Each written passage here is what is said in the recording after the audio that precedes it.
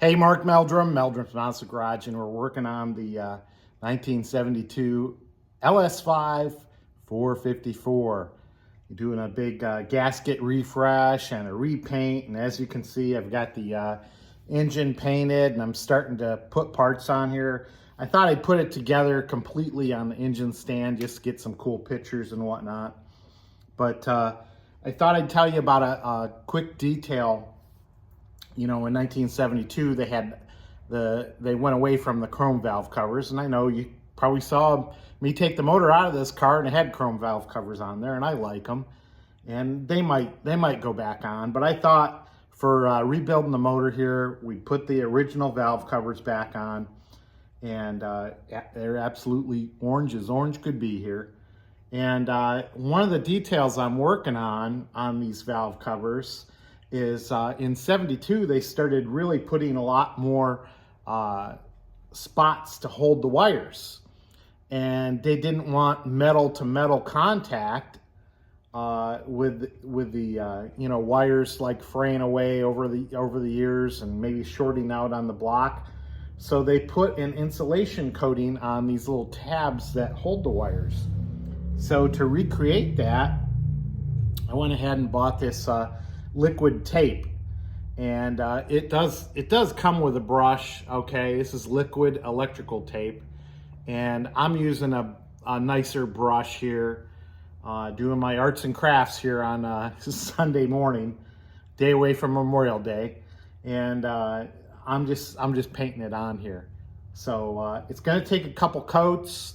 It goes on nice and thick, but I think the results will be quite handsome on this 1972 LS5.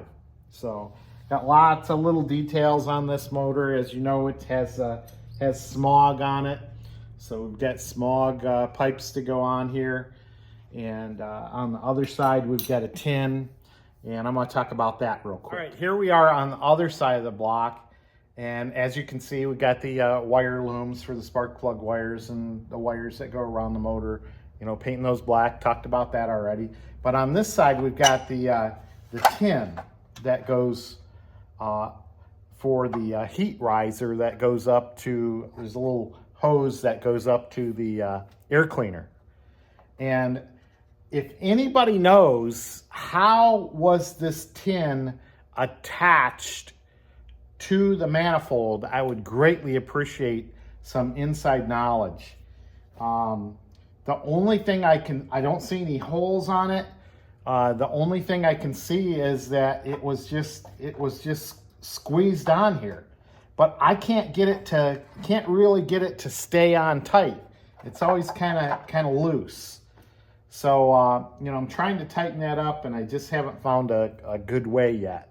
So were there screws I don't think there are any screws that hold this in. I don't see any holes on the manifold, and these are 72, date coded manifolds to this motor.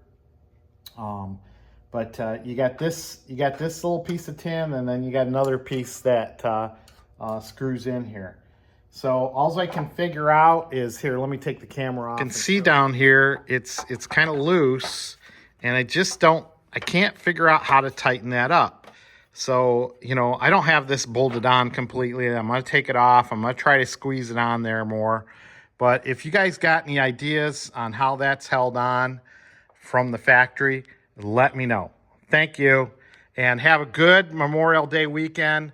I'm up here. I don't know if you can see that. There's Carol O'Connor. I'm watching Kelly's Heroes, one of my favorite movies to watch for the holiday weekend.